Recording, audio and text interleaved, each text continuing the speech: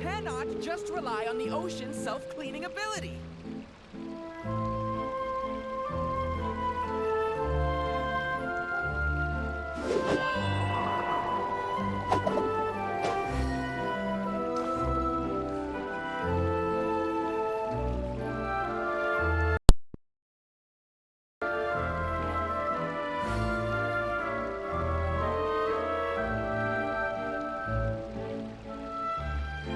There are leaves around, and I know just the tune to accompany them. Phew.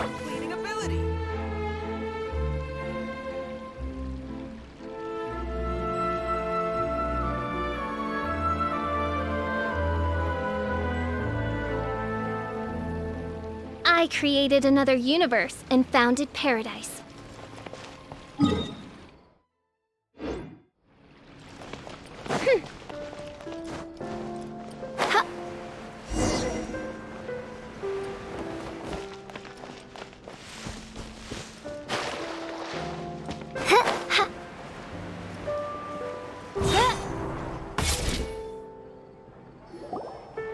This is our current abode.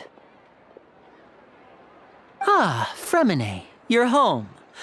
Where did everyone else go? I have some new friends that I would like to introduce. Oh, they all just went out a moment ago. I see. Everyone is getting busier now that Father will be returning soon. I suppose that can't be helped. Allow me to introduce you to my little brother, Fremine. He is a phenomenal diver. Hello. Nice to meet you! Paimon is Paimon, and this is the Traveler! Oh, you sound very proud to have a diver as a brother, Linny. Linny, could you come here for a moment? What is it, Fremine? Do you have something to tell me?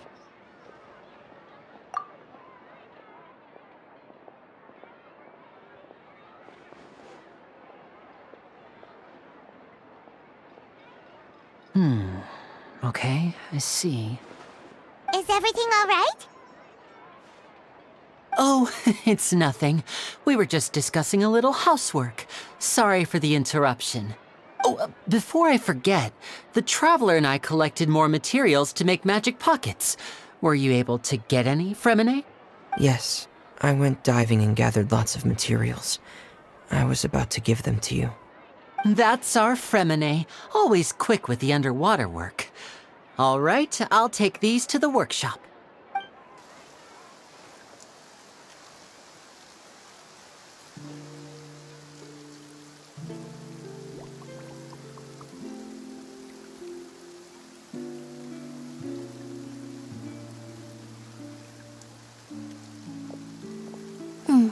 Looks like rain.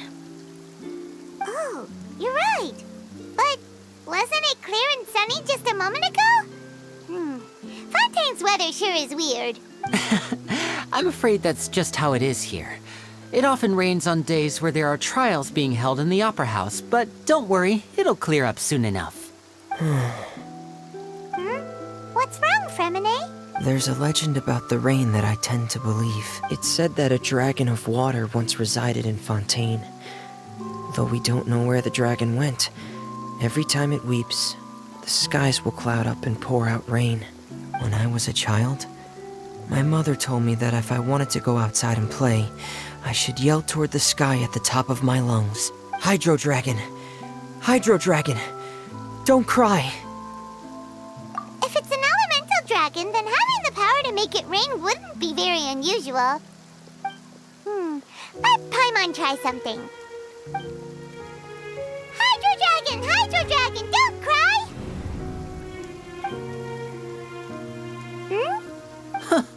Doesn't seem to be of any use. It is just a legend after all. You know, you might be a more popular magician if you understood the concept of romanticism. Or could at least play along. Sorry. It might be because we've never met the Hydro Dragon. Perhaps it can't be comforted by the words of strangers.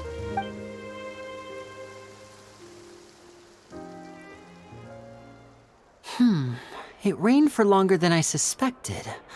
Oh, it's already getting late.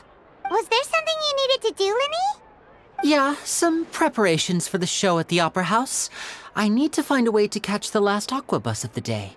On the day of the performance, just ride the aqua bus to the island of Araneus. I'll have Lynette meet you at the fountain in front of the Opera House. Oh, are you leaving now? What is it, Fremine? I'm in a hurry. Oh, I get it. You feel nervous delivering the materials for the magic pockets, is that it? Perhaps we could trouble the Traveler to help us take these materials to the Beaumont workshop and deliver them to the owner there? I'm afraid that Fremine can be quite introverted, and the boss there tends to be pretty talkative. Fremine has always been a little afraid of her. No trouble at all! Don't worry, we're on the case! Sorry for the inconvenience. I'm quite useless when it comes to such tasks. I'll think of a way to make it up to you. Oh, no need. This will be a walk in the park for us.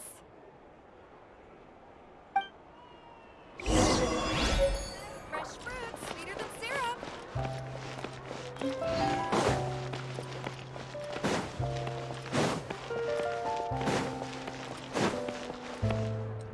There's no point worrying.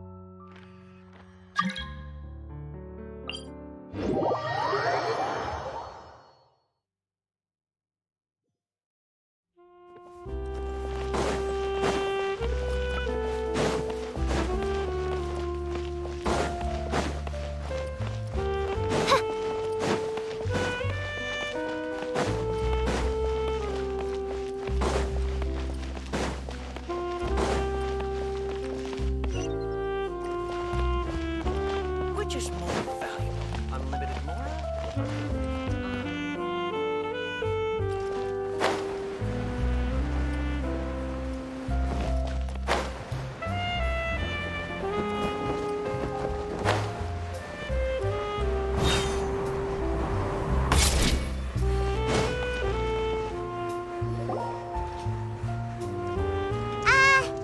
Hello? Is there anyone here? Oh, hello there. New customers? Looking to buy, or do you need something made? Or perhaps you're just looking for a chat with me. Oh no, we're just here to deliver some materials. Here they are. They're for making... what were they called again? Ah, these must be for magic pockets. I could tell right away. I've already made several orders worth now. No need. They've already prepaid several batches worth. When they told me what they'd be using them for, I even offered them a discount. But they insisted on paying the full amount, saying that I had a business to run. It seems both their hearts and their pockets are made of gold. Whoa. So, is Linny actually loaded? I can't say for sure, but who knows? Maybe there's good money to be made being a magician in Fontaine. Hey, is this machine what you use to make stuff here? It looks really advanced. Why use your hands when a machine can do the work? It would be a waste not to use the latest technology, and wasting is a kind of crime. But where does a big machine like that get its power from? Well, it's a little complicated. I'm not sure I can put it in layman's terms for you. But basically, everything we usually use here in the city is powered by indemnitium. It's a type of energy that's produced from trials. Huh?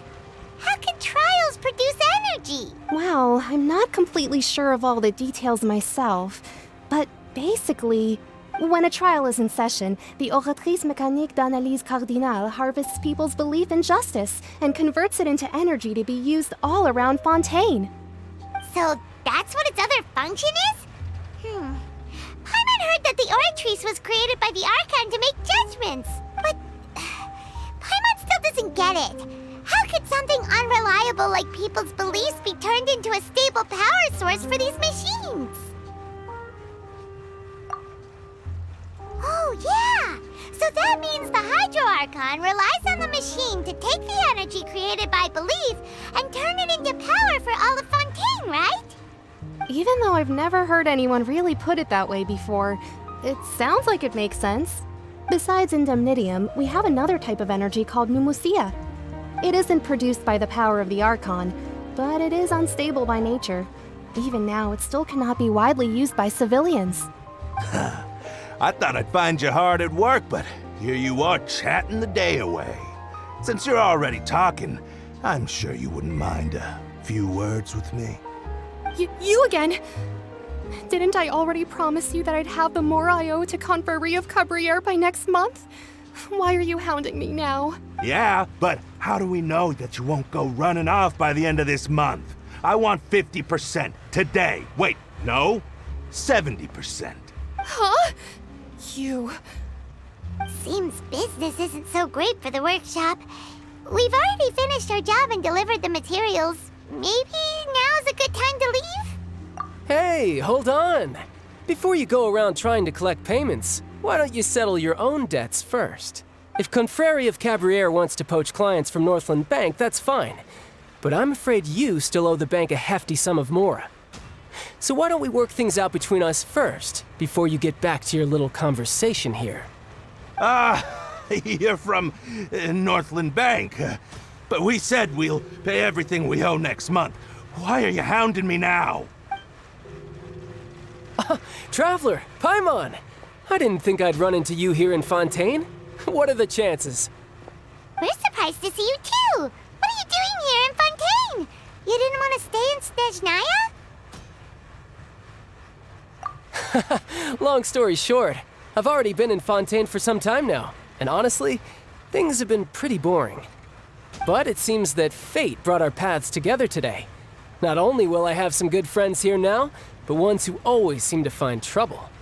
Either way you look at it, it seems things are going to get a lot more interesting now. Pretty sure we'd want to avoid anything that you'd find interesting.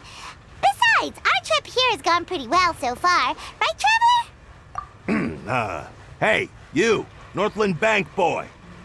Aren't you forgetting something? Don't interrupt. It's not often I run into the Traveler like this. Why don't you wait for me over there for a while? You kidding? Aren't you the one looking for us? You really expect us to sit and twiddle our thumbs while you catch up with your friends? Listen to me, boy. If you want your mora, fine. Why don't you come and take it? Hey, I just said not to interrupt. Oh, by the way, Traveler, the last time I took Tonya and Tusser ice fishing, Tusser said, Hey! That's way over the line! All right, boys, let's see who has to pay up now! Can you at least let me finish one sentence? Fine. Though the bank told me not to get rough with our clients, you're the ones who started it. This is an act of self-defense. You two will have to be my witnesses, okay? I'm sure this won't take long.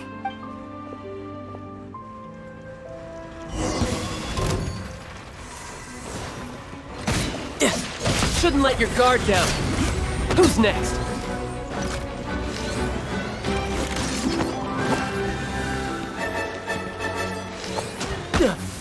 Yeah.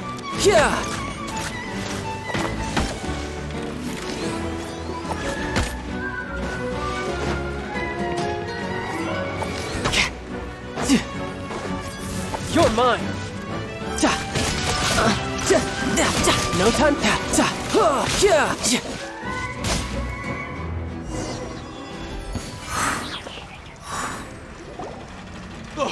What's your deal, Brad?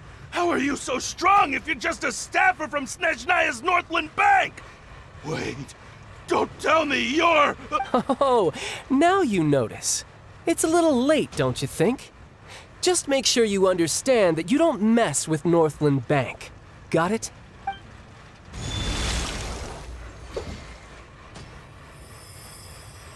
Huh? Now's my chance!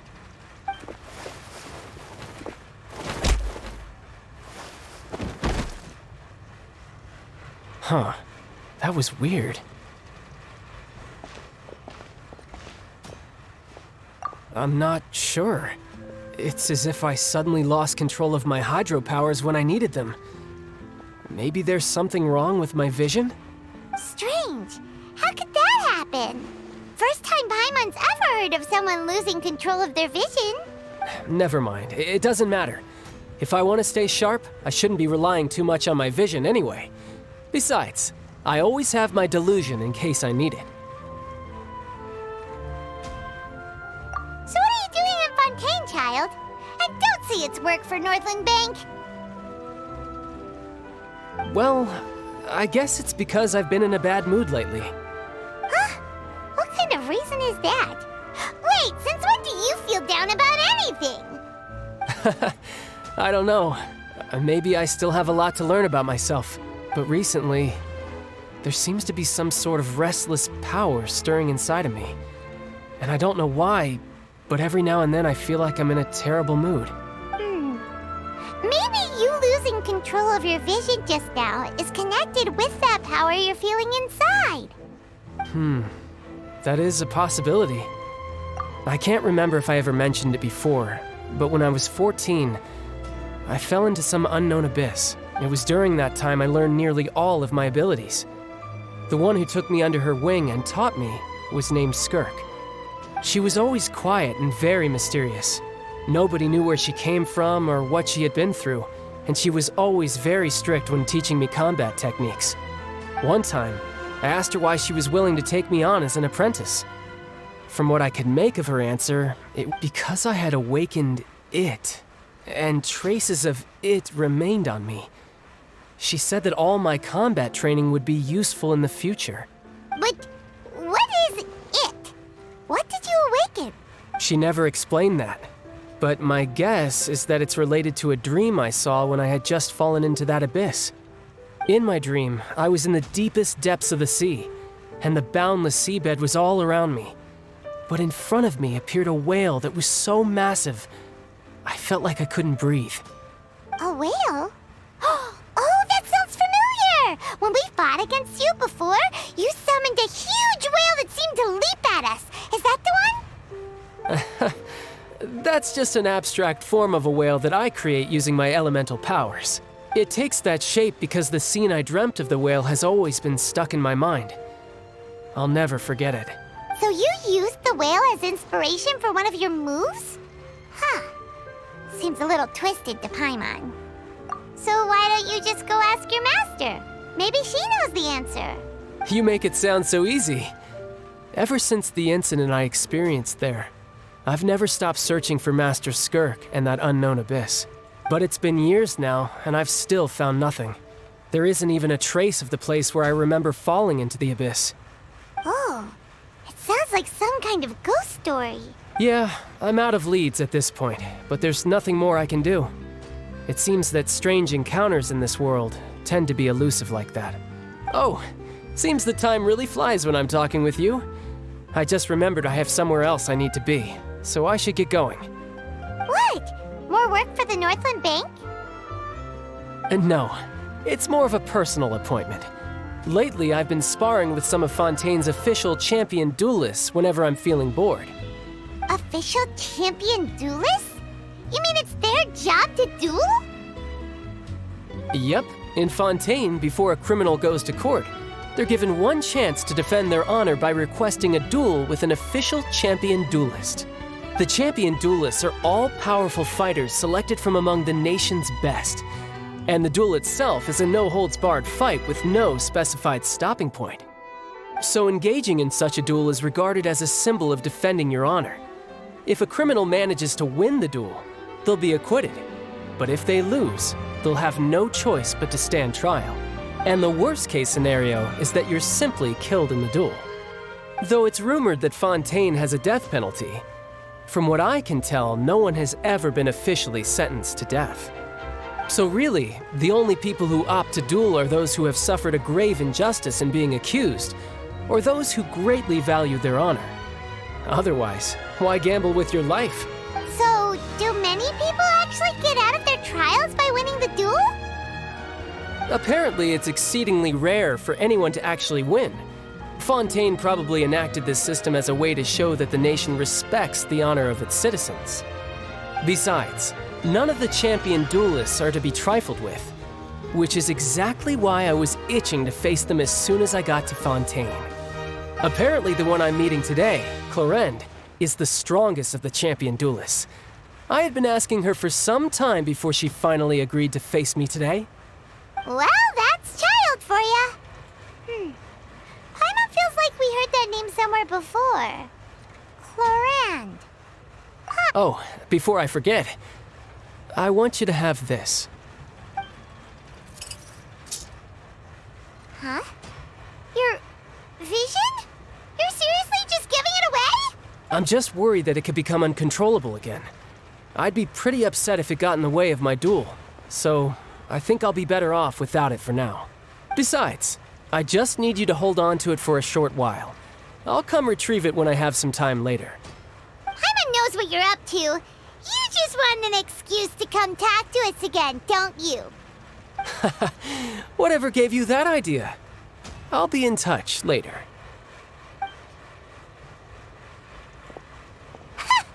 That sneaky guy. He said he's been feeling down lately, but he seemed... Well, since we don't have much to do for now, we might as well walk around and see the city before Lenny's performance.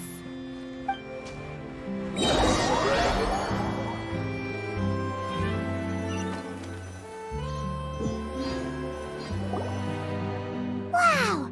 Who could have seen that coming? The reporter who was barely around for most of this... sorry. Paimon was just surprised, that's all. Paimon never saw that twist coming. The murder mystery novels here are amazing.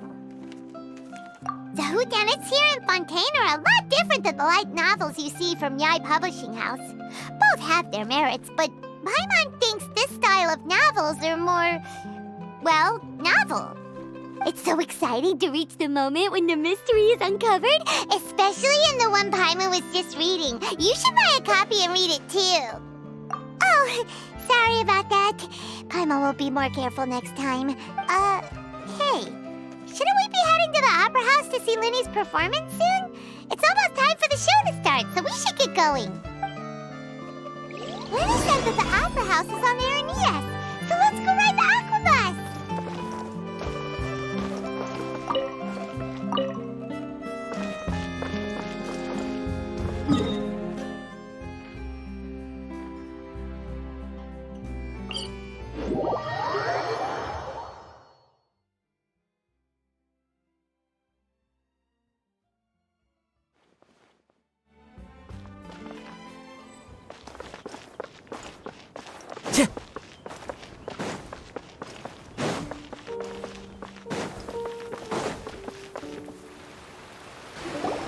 Whoa!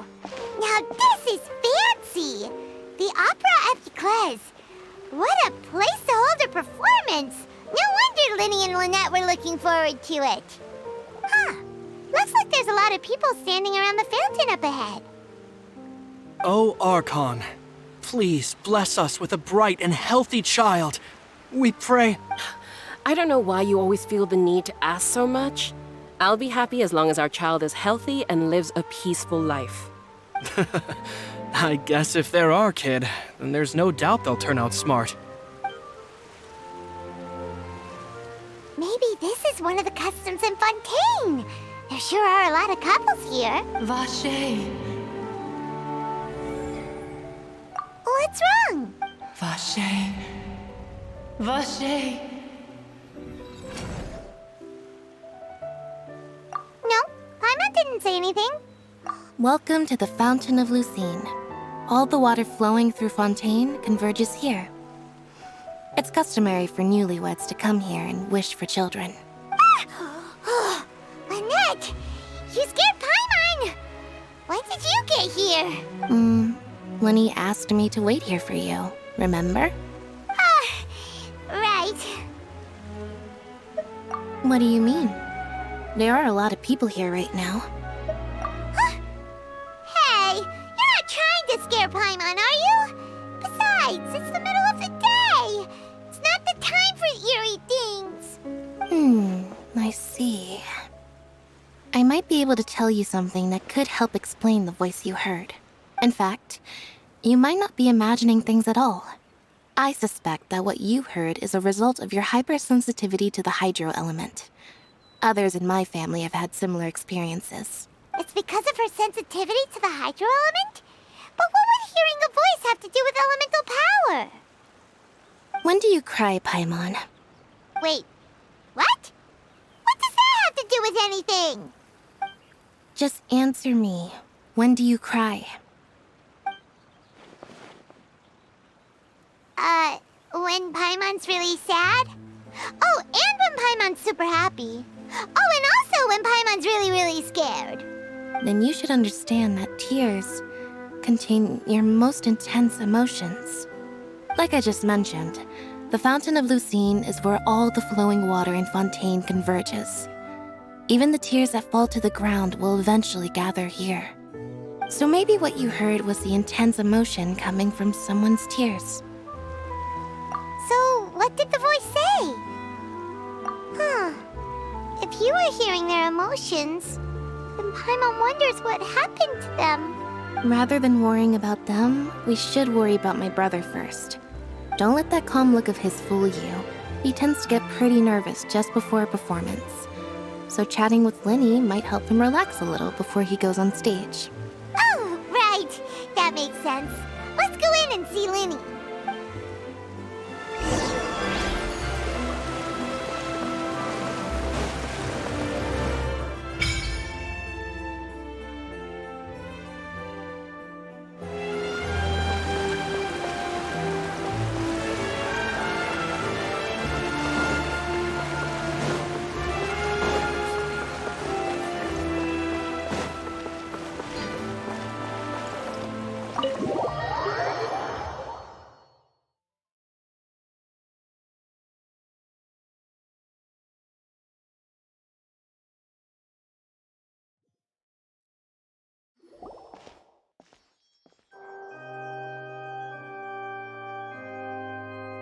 Traveler and Paimon, good to see you. I knew you two would come. Are you kidding? We wouldn't miss it for the world. We've been looking forward to it. I can tell, judging by how early you've arrived. But you're actually right on time. The audience still hasn't started entering the venue yet, which means now is the perfect chance for us to take you to the best seats in the house. Wait just a moment, I'll fetch the tickets.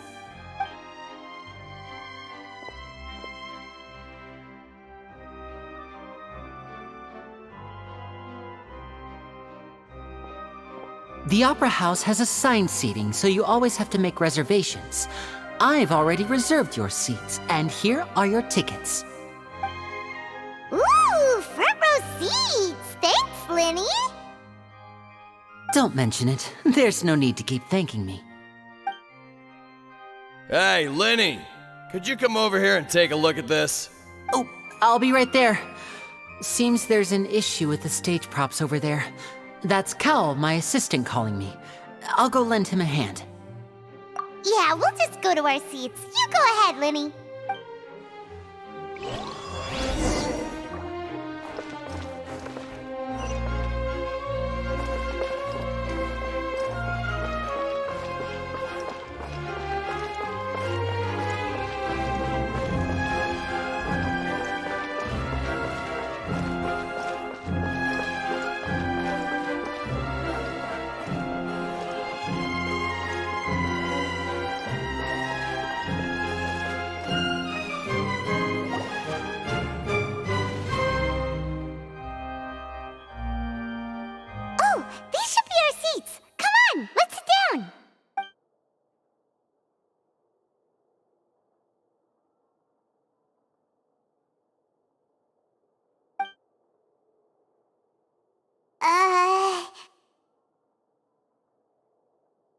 Hey, Traveler. Maybe we should strike up a conversation with the person next to us. Since we're sitting together and the rest of the place is practically empty still, it's kinda awkward if we don't say anything. Oh, you little... Of course you put this on Paimon. Excuse me, I did not realize you felt awkward. I am terribly sorry. I would be perfectly happy to chat with you if that is what you would like. Oh, so you heard all of that, did ya? Boy, you sure have good ears. Paimon thought she was keeping her voice down. Wait, that's not it. Paimon's sorry. Paimon's the one who was being rude, talking under her breath like that. So let's talk, but, what should we talk about? Oh, Paimon's got it. You're also here early and sitting in the front. Are you a friend of Linny's too? A friend, you say? Well, if Mr. Linney would like to be my friend, I would be more than happy to reciprocate. Oh, so you're not friends with Linny then? Oh, this is getting more awkward by the second. Paimon nearly forgot to make her introduction. Nice to meet you. Paimon is Paimon, and this is the Traveler. We just arrived in Fontaine. It is an honor to meet you two. I have heard of your deeds across Tevat. And as required by proper etiquette, I will also introduce myself. I am... Oh, Monsieur Nervillet. What an honor it is to have you here to see my show. Ah, Mr. Linney. I should say it is in fact an honor for me to see your performance in person. Wait, Nervillet? Could he be... I saw you all chatting just now, but it seems you still don't know who Monsieur Nervillet is. Allow me to introduce you to Fontaine's Chief Justice. That seat is always reserved for him. It wouldn't be too much to say that he's the symbol of justice and honesty here in Fontaine. Whoa! Sorry for being so rude just now. Paimon had no idea you were such an important person. No offense taken. Being Chief Justice is merely what I do for work. Nearly every person has their usual reserved seat, so I'm not so special, really.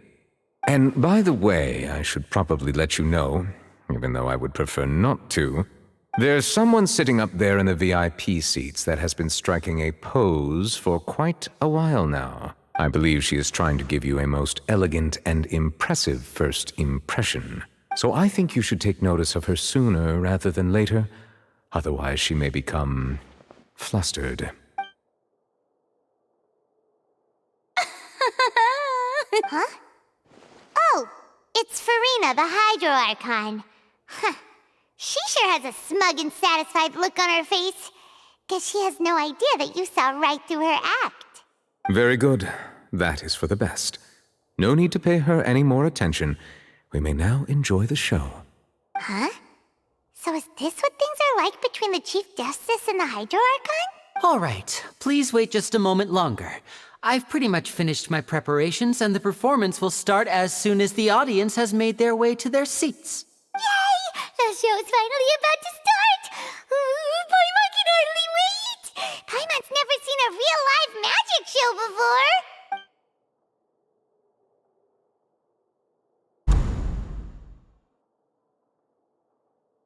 Oh! They're dimming the lights! The show must be starting! Sorry. Paimon will try to stay quiet.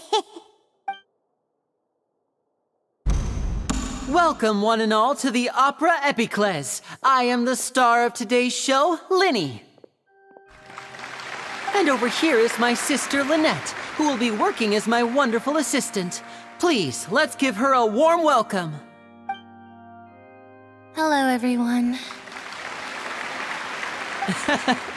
I know she may seem to be a little sleepy right now, but that's just a sign that she's nervous. Whatever.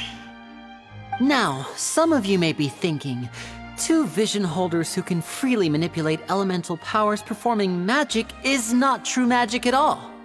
So, I would like to take a moment to assure you that elemental powers will have nothing to do with what you will witness on the stage today.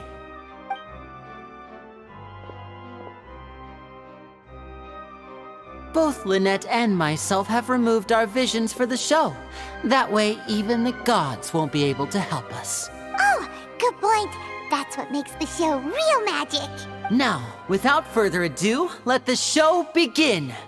Lynette will now exit the stage to make some preparations. I know you might miss her, but don't worry. She'll be coming right back on stage momentarily.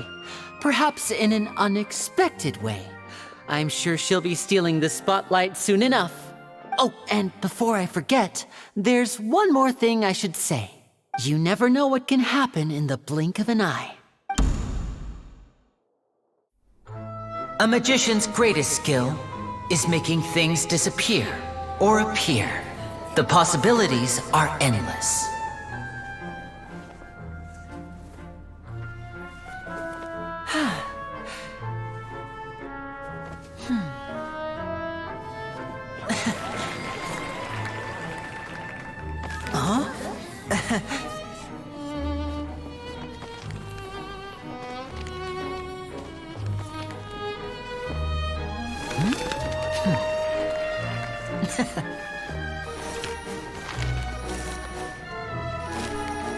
But this isn't what you came for. These little tricks, you've seen them all before.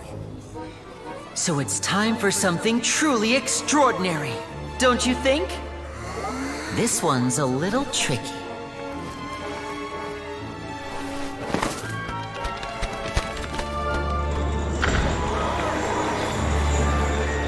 Using this water tank, I shall make my sister vanish completely, right before your very eyes.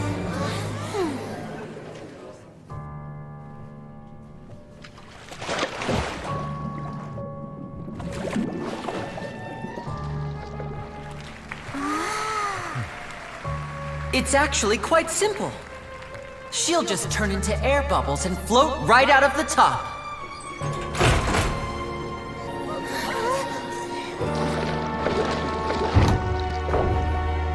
Oh no! I told them to check all the props carefully. With the lid on, even air can't escape. An amateur magician would be getting very nervous right around now. Luckily, it's me on stage, so let me show you what a true virtuoso can do.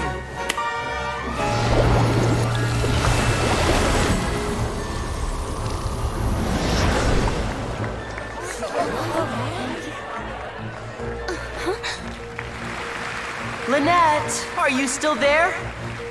Don't go too far. We don't want to use up all our magic. Hi, I'm back. Uh-huh.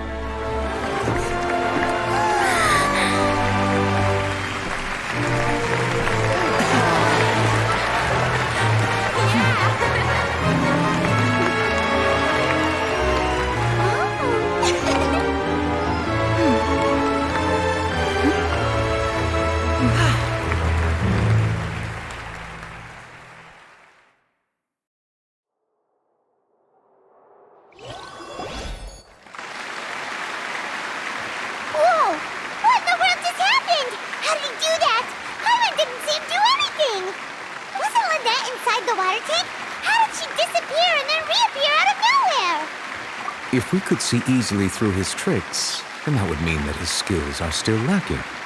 To appreciate magic, you should focus on the show happening on stage, rather than getting caught up in trying to see that which has been intentionally hidden. That's right. Paimon couldn't believe her eyes when Lynette reappeared. Amazing! Thank you everyone. I'm glad you enjoyed that performance. But our magical journey has only just begun. I've prepared even more astonishing surprises for everyone here. The magic of transformation and disappearance can go far beyond what you've just seen. I'm sure many of you are thinking that escaping the water tank was impressive enough. But Lynette is still my assistant after all. In which case, I have ample time to make all necessary preparations. So, for my next trick, I will require the participation of one lucky audience member. Please, if my assistants could bring out the magical boxes now. There are 2 boxes and only 2 boxes. One is here, and one is there in the aisle among the audience. I'm sure many of our clever audience members have already guessed our next magic trick. A swap! Our lucky audience member and I will each enter a magic box. After 1 minute, we will each emerge from the opposite box. Now please, everyone pay very close attention to the box you see here. Don't give me any chance to make a move. Wow! How's he gonna do this? Hey, do you think this is all magic tricks, or does Lenny have actual superpowers? The lucky audience member will be generated by this random number selector. It selects numbers entirely at random. Even I don't know who will be chosen to participate. Now then, let's begin. Let me see. Oh, row 7, seat 3. Congratulations! You now have the chance to experience magic firsthand for an entire minute. Please, come forward. My assistant will take you beside the magic box. I'm sorry, it might be a little cramped inside, but no need to feel nervous. We've carefully arranged everything for you to be as comfortable as possible. You don't need to do anything, but no matter what strange things may happen, don't come out of the box. If the magic is interrupted, who knows where you might end up? You might even find yourself in the Fortress of Meripede. Oh, okay. All right. Before I enter the magic box, there is one more thing I need to ask the audience to do. Could you all give me a countdown? Like this. 60, 59, 58. Just keep counting down. You can go a little faster or slower if you like. I won't be able to see anything in the pitch black box, so I'll be relying on your voices to know when time is up. Oh, and no tricks now. If you quickly count from 60 in just 30 seconds, then I'll be in a tough spot. Ooh! Paimon kinda wants to count faster after hearing him say that! No, that won't do. I can see it in your eyes. You still can't be trusted. Let's practice together. Come on, repeat after me. 60, 59. 60, 59, 58! That's right, perfect. Keep it going. All right, I'll see you all on the other side once you've finished counting. 54, 53, 52? Huh? Why aren't you counting, Nervalet? I am counting in my head. I think things are exciting enough in here as it is. Merely a consequence of my identity and personality. Do not worry about me.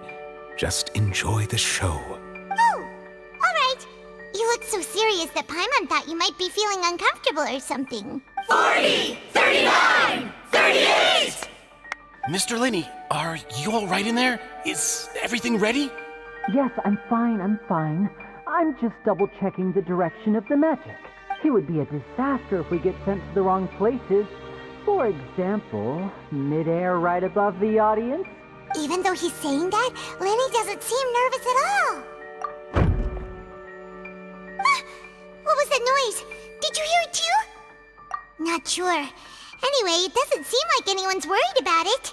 25! 24! 23! What's wrong, Mr. Lenny? I can still hear you moving in there. I seem to have accidentally knocked over a decoration. I'm trying to fix it, but it's pitch black in here. I can't tell left from right. Never mind the decorations. There's no time for that. The show is what's important. No, that's unacceptable. I want my show to be perfect. Don't worry, we still have 20 seconds. Hear them counting? 19! It seems things aren't quite going as planned. It feels like you're all starting to count faster, but that's all right. I know it can be tiring to do such a long countdown. 10 seconds and change is still plenty of time. 10! Almost there now. 8! Swapping two people is harder work than you might think. Even a master magician like me can't guarantee I'll get it right the first time. Hey, wait! Is this the back one? I can't tell. They both look the same inside. Huh? Nope, that's not it. I'll try again. 7! Hey, slow down! Honestly! 5! 4! 3! Whoops! That doesn't count! 0!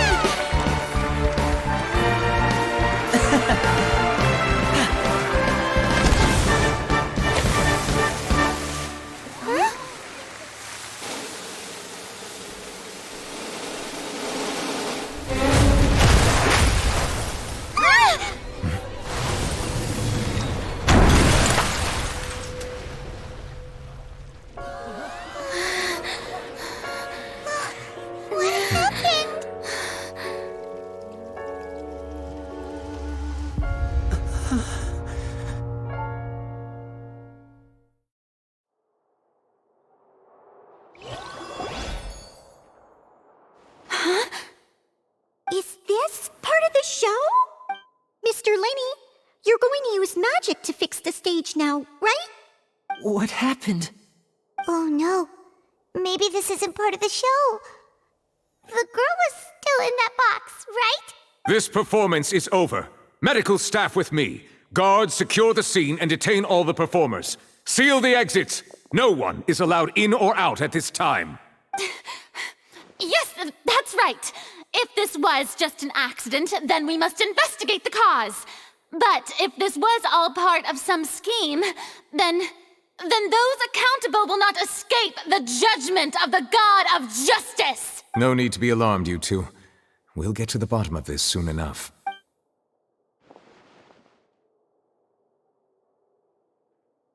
Unfortunately, the person who is in the magic box has been pronounced dead.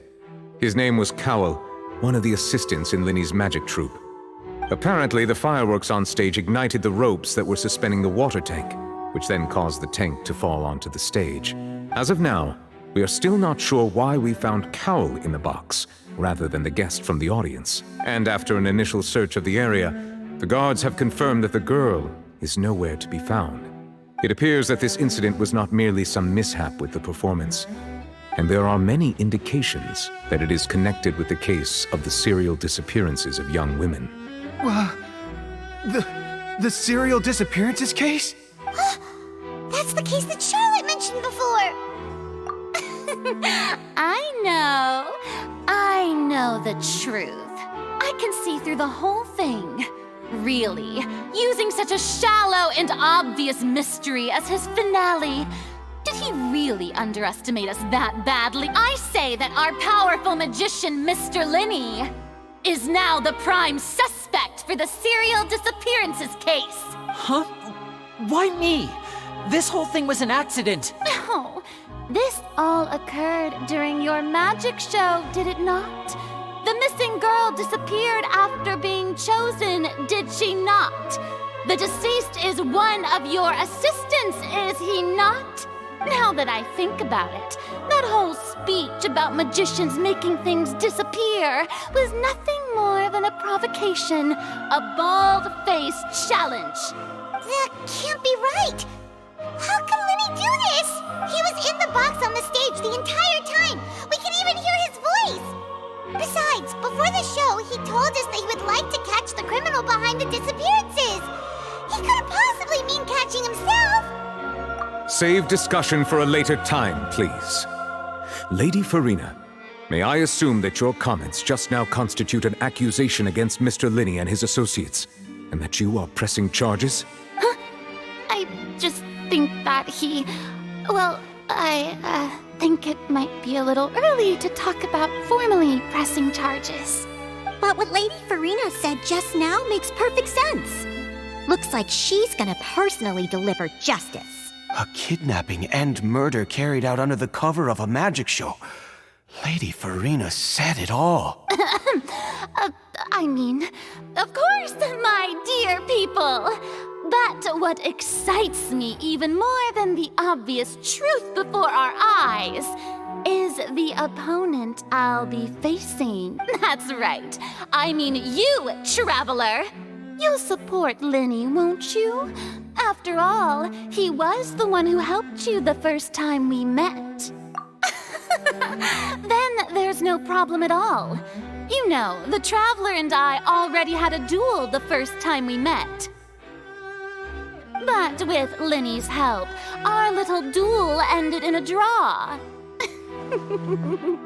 But draws really are the most boring possible outcome.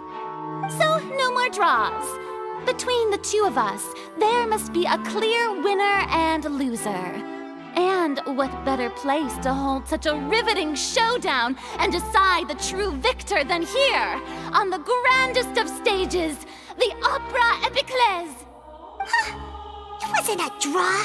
She obviously lost last time. I understand. Charges have now been pressed, and as such, a trial is in order.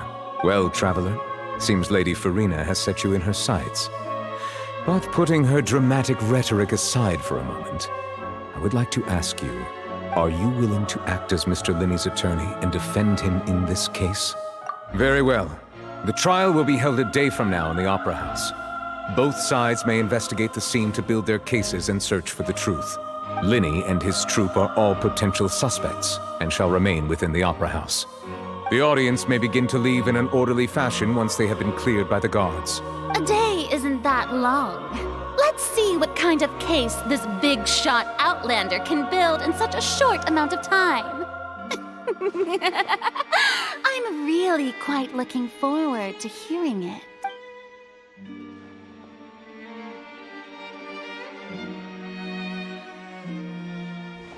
Lenny! Sorry about everything that happened just now. Were you frightened? Of course! Who wouldn't be scared after witnessing an accident like that? Yeah, I'm a little shaken up myself. How could this happen? And poor Cal. I know you already claimed that you would defend me, but now it's just us talking. Tell me, do you think I could possibly be the murderer? Good to hear. Thank you so much for trusting me. I'm sure everyone sees me as the biggest suspect at this point. But if you ask me, the whole thing is mysteries layered upon mysteries, such that all that's left is confusion. I don't know whether what happened there on the stage was purely an accident or not, and I don't know why poor Cal was in the box. As for how that girl chosen from the audience could suddenly disappear, I'm afraid I don't have any answers either. If someone tampered with my performance, then we need to figure out what they did. Even a skilled and knowledgeable magician like myself couldn't pull all that off in just 1 minute.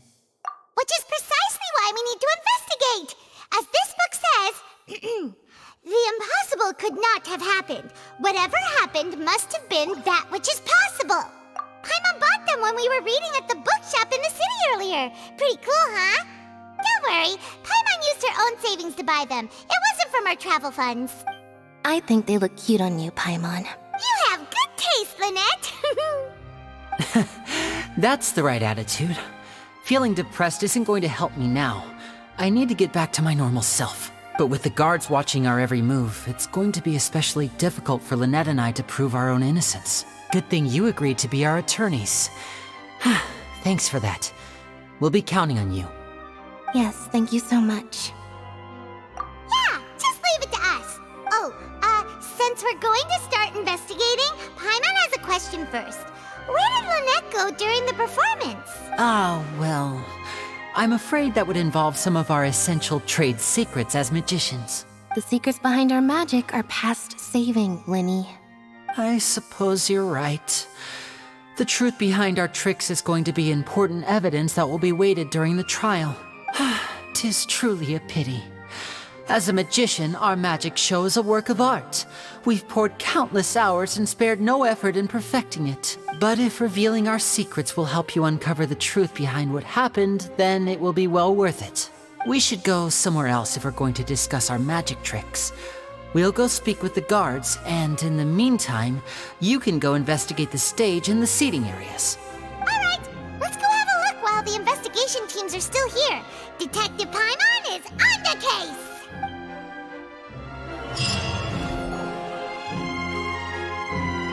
Hello, officer. How's the investigation going? I see. You must be the traveler that Lady Farina mentioned. Listen, I'll be perfectly honest with you. I'd avoid getting mixed up in this whirlpool of a mess if I were you. Huh? What do you mean? Come with me and you'll see. The deceased is one of Linny's assistants named Cal. Even though he hadn't joined the troupe long, he was hardworking and everyone generally liked him. The assistants are usually in charge of setting up and inspecting the props, as well as assisting with the show and keeping the crowd engaged. As you probably saw when you were in the audience, the water tank suddenly fell and smashed the box with Cowl inside it. This is the real mystery. We've already searched the scene and were unable to find any traces of the girl. However, if you look carefully, the box was positioned directly under the water tank. The ropes holding the tank were then burned by the pyrotechnics on stage, causing them to snap. All these factors lining up so perfectly makes it hard to see this as a mere accident. If anything, the more logical explanation is that the whole incident was intentionally planned, and Linny is the most likely person to have access to all these areas. But he doesn't have a motive. Are you both good friends of his? Well, you can't say we're good friends, but we've known each other for a little while. So in just a short time, he was not only able to win your trust, but even convince you to act as his attorneys. I know there's no such thing as magic. The real trick of a magician is holding the audience in the palm of their hand. I've seen a lot of cases, and I can tell you that people are the least reliable kind of evidence. Sorry, I tend to be pretty straightforward. Just know that I'm warning you for your own good. Anyway, you may investigate the scene of the crime yourselves if you're curious. Who knows, maybe you'll be able to come up with some new evidence.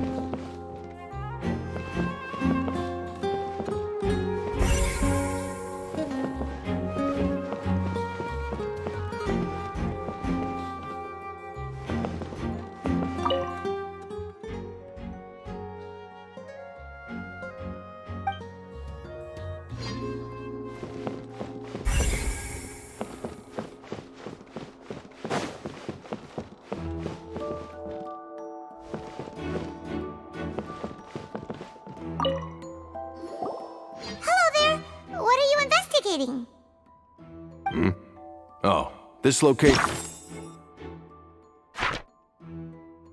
has also been cordoned off because the Magic Troop members are currently considered prime suspects. The investigation team is still collecting evidence. The seats were all booked in advance, so we were able to deduce the missing woman's identity by checking the guest list. Sure, it's not like this is confidential information. We will publish it later anyway when we petition the public to help us find the missing person. Her name is Halsey. She's a painter from Fontaine who's made a bit of a name for herself. Apparently, she wasn't a regular at the Opera House, but she'd been feeling some pressure with her work lately, which made her decide to come see the magic show. The Magic Troop members all claim not to know her. We have looked into her social connections. It seems that she has no personal grievance. Simply put, she wasn't related to the Magic Troop at all, which matches the features of the previous serial disappearances. Were the victims of previous cases also chosen at random? That's how it seems to us, in any case. Apart from the fact that they were all young women of around the same age range, there really weren't any other connections between them. Okay then. No need to be so formal. If you do happen to see the missing girl, please be sure to contact us. It is of utmost importance that we get to the bottom of these disappearances.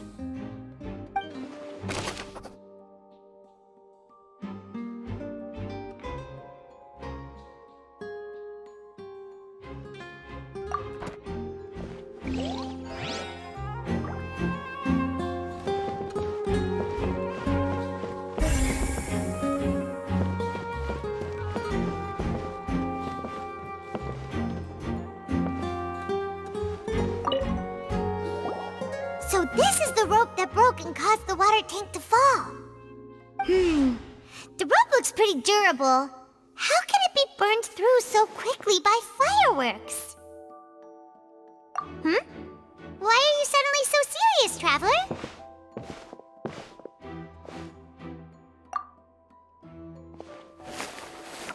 Whoa. Look! This bit is made from different material! Most of it was burned away, but there's still a little bit of it left.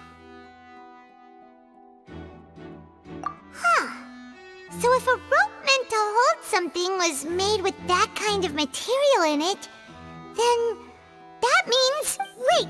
Paimon should write all this down! Let's take notes!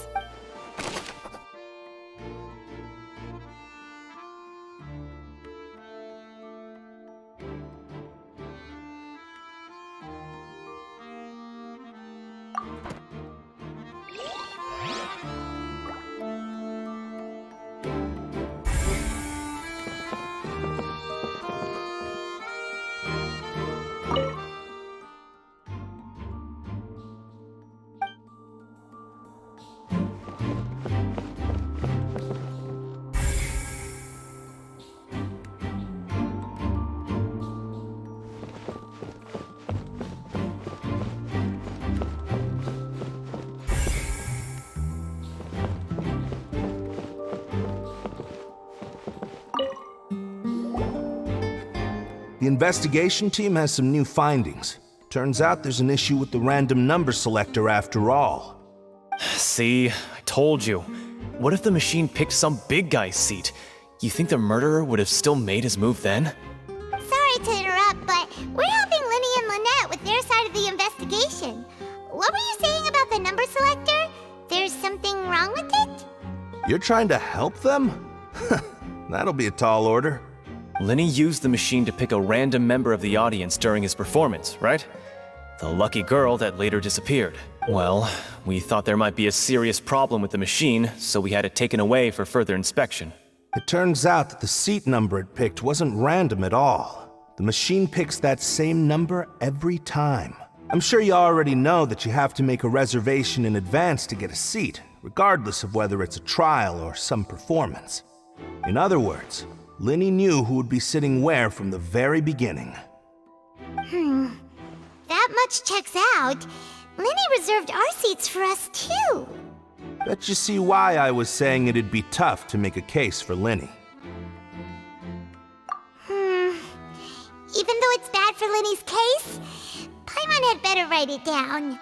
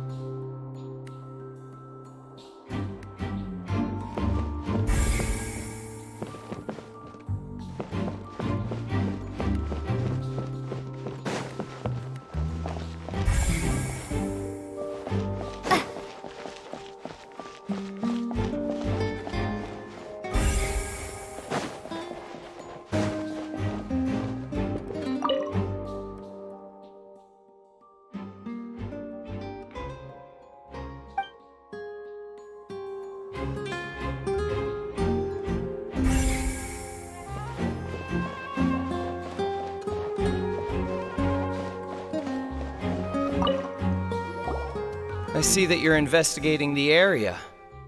Well,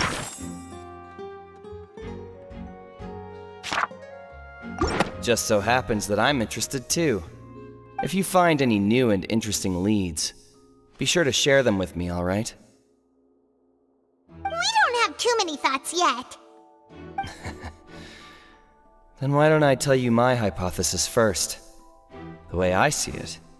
And I'll start it with that loud thud. The thud? Oh, you mean the sound that happened during the countdown? Yes, exactly. It wasn't terribly loud, but I suspect that most people heard it. It's just that everyone was awaiting the results of Linny's trick with bated breath, so no one paid it much mind. But now that the incident has happened, the thud has become an important clue. That makes sense. So, what do you make of it?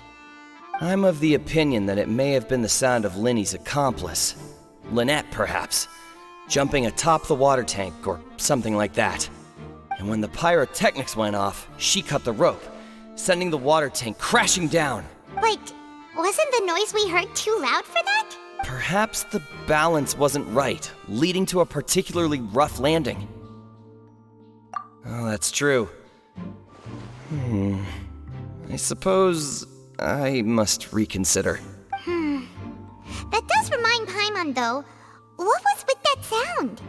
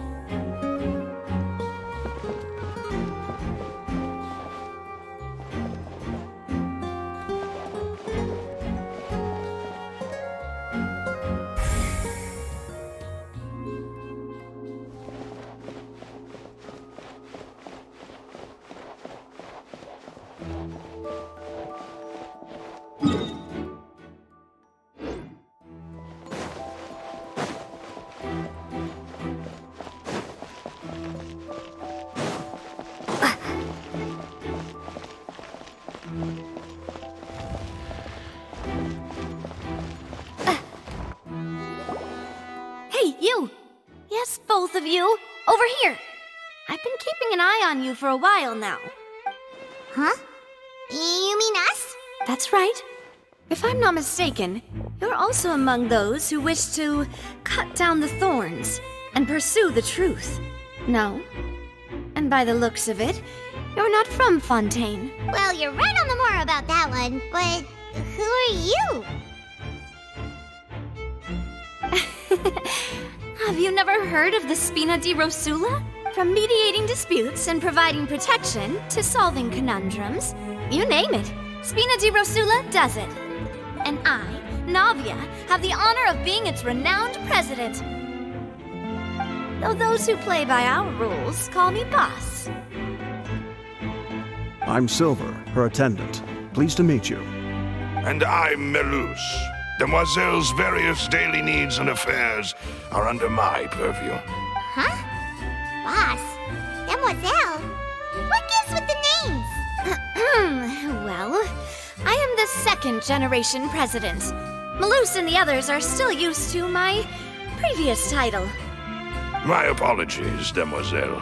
Should you prefer, boss, I will endeavor to use that instead. No need.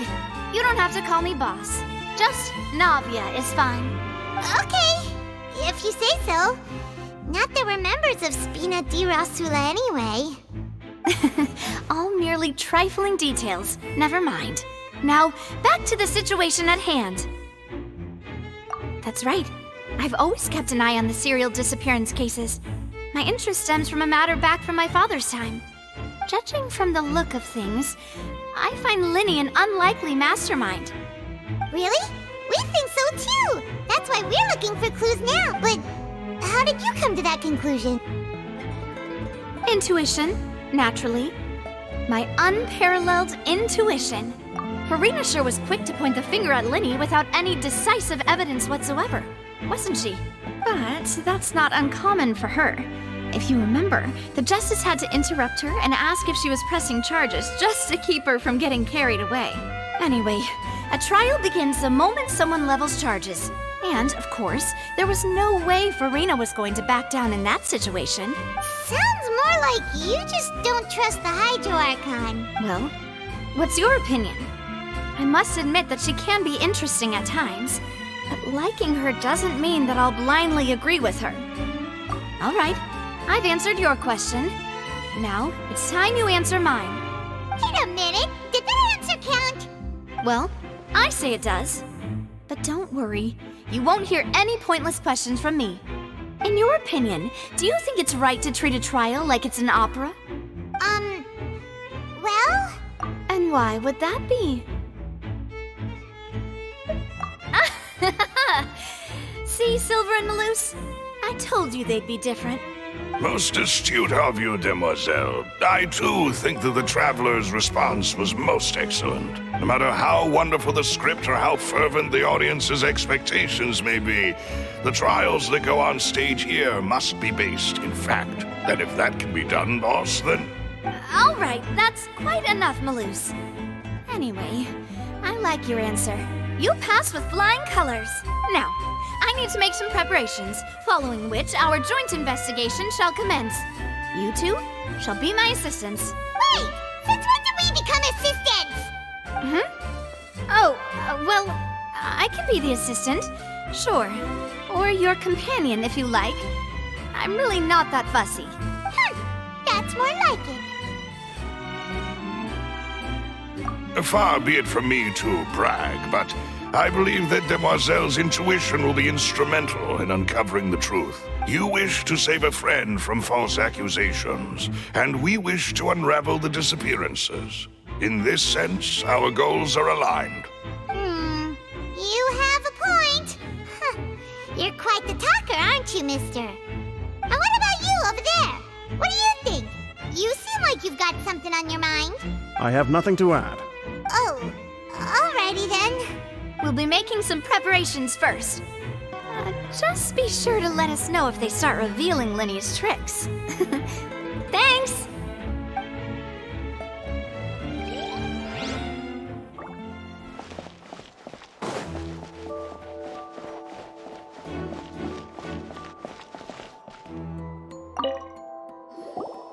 Sorry, but no one can freely enter or exit the Opera House at the moment.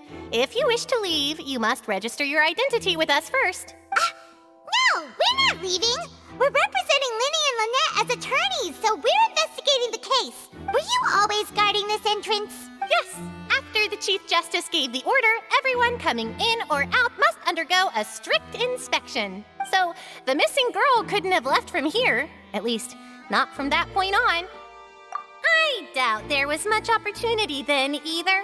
How can you be so sure, Well, because I was in charge of security near the entrance at that time. I couldn't see Linny's performance from here, which was quite a shame. Just my luck. But still, I did not abandon my post. And I stayed put no matter how loud the applause was. If someone had so much as even approached the door, I would have noticed it, let alone if they had tried to leave. We Melazines are good at that sort of thing, you know. So, it's safe to say the girl couldn't have left through here. Alright, thank you for your help. This will be useful info.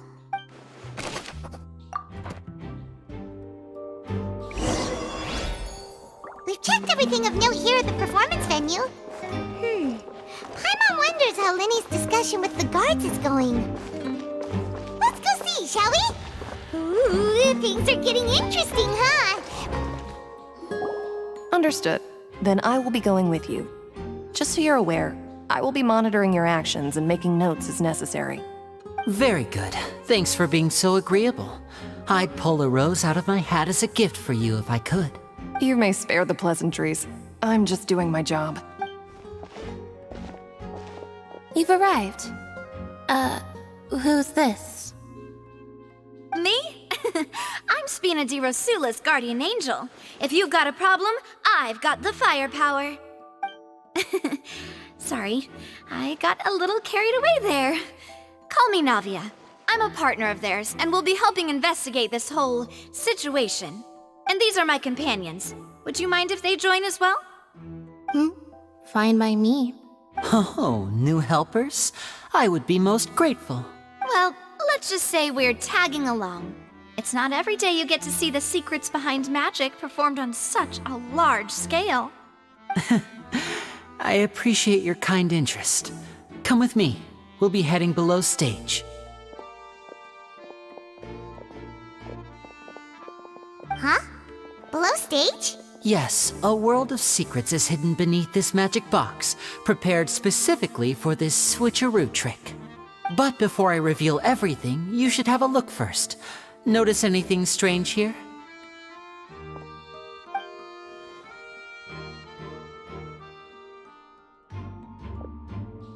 I'm not trying to be dramatic. Remembering the details of a trick will help you understand the methods used to perform it more easily.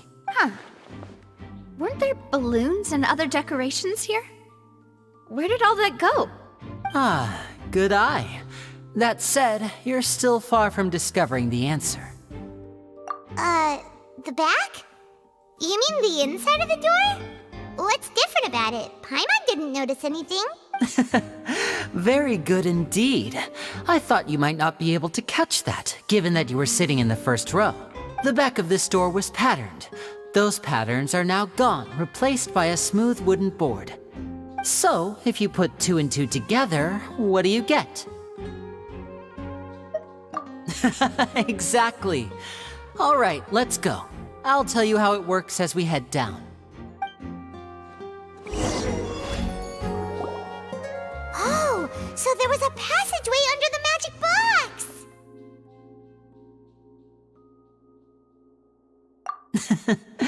I knew you'd figure out most of it as soon as you saw this place. The 2 magic boxes are positioned right above the 2 entrances of the tunnel. See this flatbed trolley? The box with the lucky audience member in it would be shuttled over to the other side using the trolley. This trolley can raise and lower and even rotate, ensuring that the box will face in the right direction. I see. So that's the purpose of the box inside another box. Precisely. The inner box would descend after the audience member was put inside and be moved along the trolley, all while the outer box would remain on stage as if nothing had ever changed. So that's how you did it! Once the box was lowered, the trolley would store some energy through this device here, with which it would complete the rest of the steps. The audience member would only be able to feel some slight movements in the dark, and by the time she walked out, she would already be back on stage. Right! You were talking that whole time, and you even came out for a moment near the end!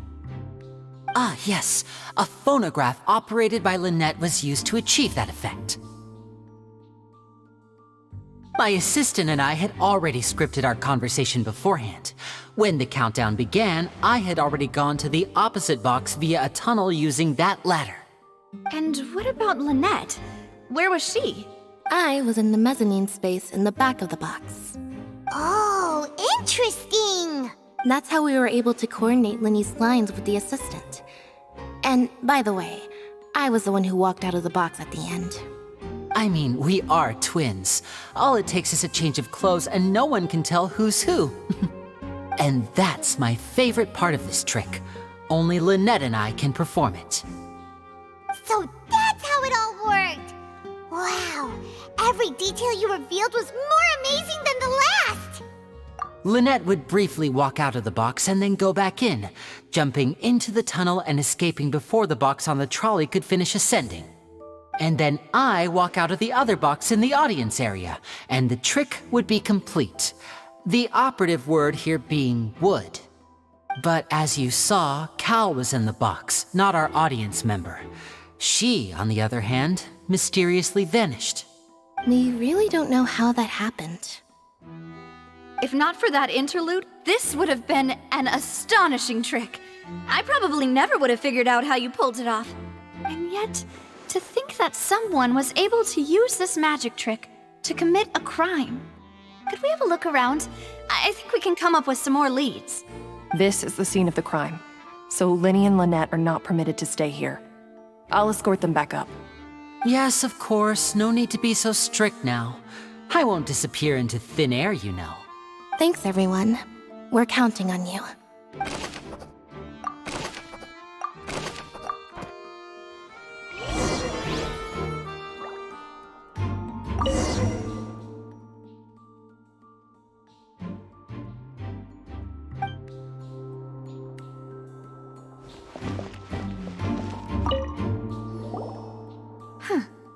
What's this? Looks like a hook tied to the end of a rope. Huh? There's all kinds of odds and ends here. Perhaps it was a prop for a different trick. But why would it have been left here? Whatever it is, let's make a note of it first.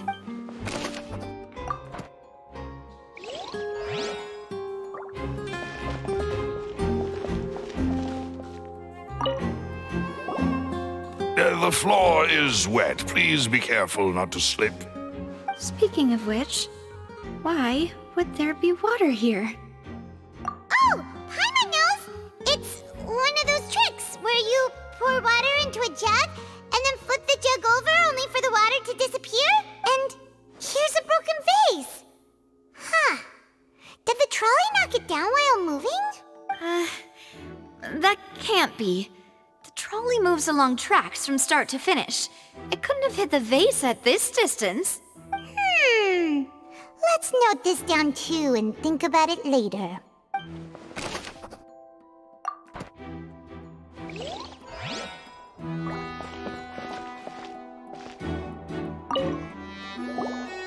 Oh, these are the clothes that the lady chosen from the audience was wearing, right? Her clothes are here, but she's nowhere to be found. Right. And do you really need to do that if you're kidnapping them? Ugh, this is so confusing. Paimon doesn't want to be a detective anymore.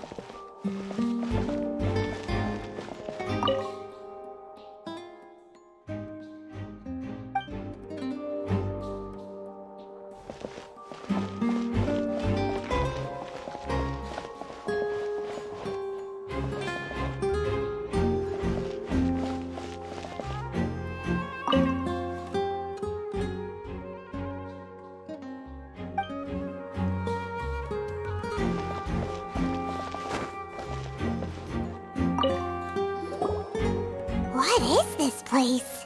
It seems someone could fit through here. Could this have been the suspect's escape route? Alone, perhaps. But if they had to pull another person with them, the space would be too narrow. But there are no other ways in or out of here. Oh, you're right! Let Paimon write that down.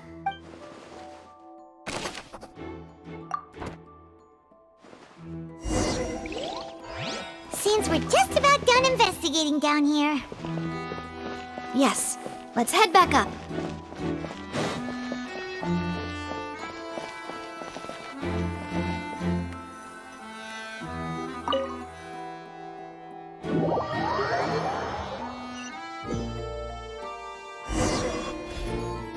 Well, we've ascertained the state of the crime scene.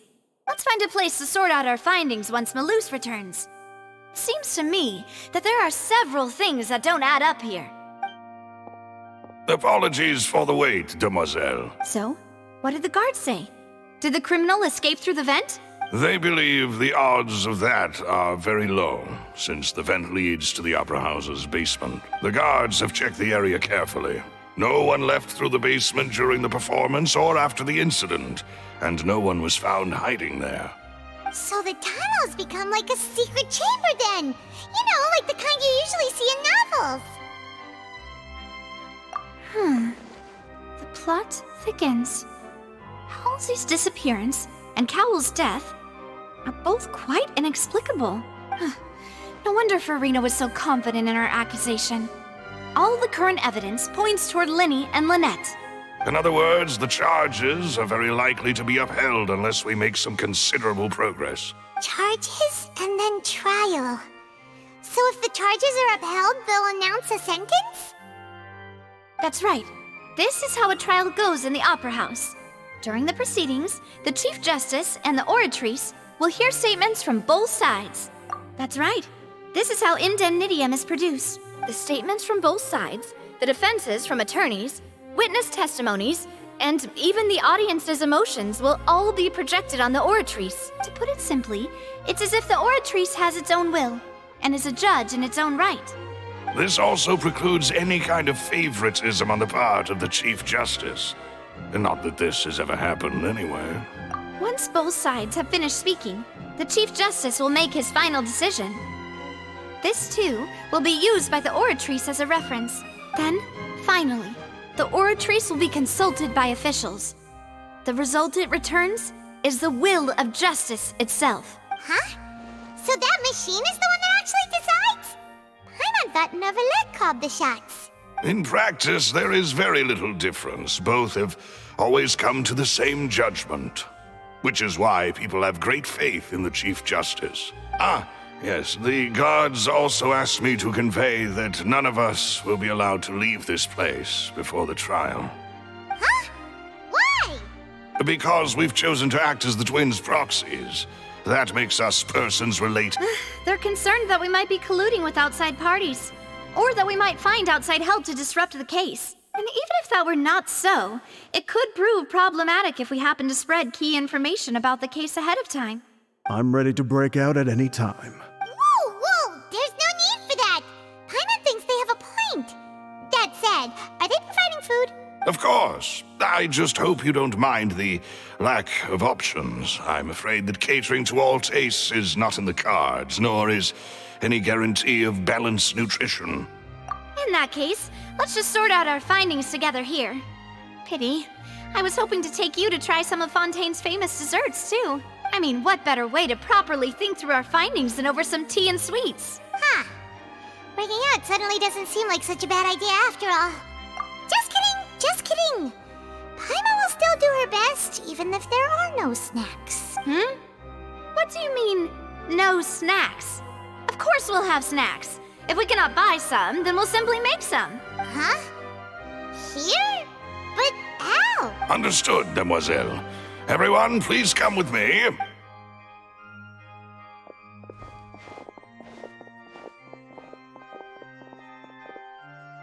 Wait, you're carrying a portable stove with you? Yes, I must be prepared to meet the Demoiselle's baking needs whenever the fancy strikes her. I have eggs, sugar, and almonds at the ready. Good work, you two. Then I'll get to it. Please sit. These three are quite the interesting group.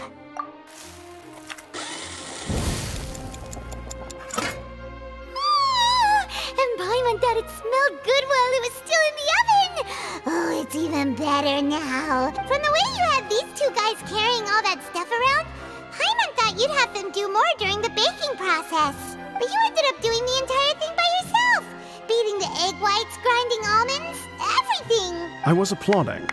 And I was giving encouraging smiles. Paimon was just thinking, aren't you worried about getting your fancy dress dirty, beating egg whites and baking like this? Well, I don't think it's carved in stone anywhere that fancy ladies can only read books, sip tea, ride horses, and play the piano. I just really enjoy making snacks. Don't underestimate beating egg whites, by the way. It's a real arm workout. You also need to beat them to just the right consistency, or your macarons will crack. Anyway, give these a try, fresh out of the oven. There's 3 for each of us. Only 3? Well, eating too many sweet treats might send all that sugar to your head. You wouldn't be able to think clearly about the case on a sugar rush, would you? Tea is ready to be served as well. This is Demoiselle's favorite, strong black tea with a floral fragrance that clears the mind and lifts the spirit. No need for concern. I'm merely doing as I should. All right then. Down to business. As Paimon mentioned previously, the tunnel seems to be something of a secret chamber. However, we can assume that Linny and Lynette were not alone within it. Some criminal also occupied its sealed confines.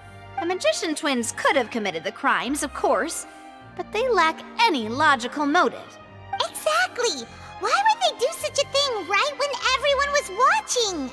The flower vase and the thud we heard during the performance could indicate some altercation between Halsey and the criminal in the tunnel, resulting in the shattering of the vase, the discarding of her clothes, and her abduction. Perhaps the criminal thought that since she was chosen from the crowd, she would be too easy to identify if she was still wearing the same clothes. Paimon thinks that makes sense, but the real trouble is... True. None of the clues we found thus far support the existence of this third person, but the only people left to consider are both technically victims, whether it's the missing girl, Halsey, or poor Cowl. Huh. Could Halsey have secretly made modifications to the magic props in order to murder Cowl before making her escape? That's right. And even if she had tampered with the setup, she would need to understand the entire trick to pull it off. Nor does she have any motive. The guard said that she has never had any dealings with the Magic Troop's members. Were we not thorough enough in our search? From the sound of things, this is turning into an impossible case. Your macarons are amazing though, Navia. They smell great! They're nice and crisp and super sweet! They are my specialty after all. And What? 5? Oh, that can't be right. Paimon only... Please don't worry about it. At my age, a few less sweets... No. Being greedy is one thing, but Paimon knows how to count. Besides, Paimon knows that if she ate too many, then others wouldn't have enough. Wait, even you don't believe Paimon? If Paimon ate those 2 extra macarons, then may they turn... all right, we get it. Well, I suppose one of us might have gotten too engrossed in our chat. Malus, set up the stove again if you would. Huh? What? Making sure everyone gets 3 macarons, of course. Exactly. We don't want to trouble you. As you wish, And I have the egg, sugar, and almond. Well...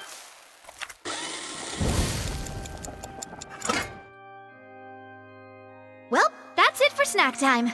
I'm going to have an... I don't know what we're looking for yet, but we've still got some time.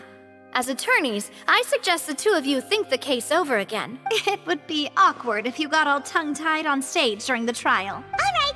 Thanks for your help and for the snacks. It was nothing. A small task for the Spina di Rosula. Silver, Malus, it's time to go. I'll be back if I find anything new.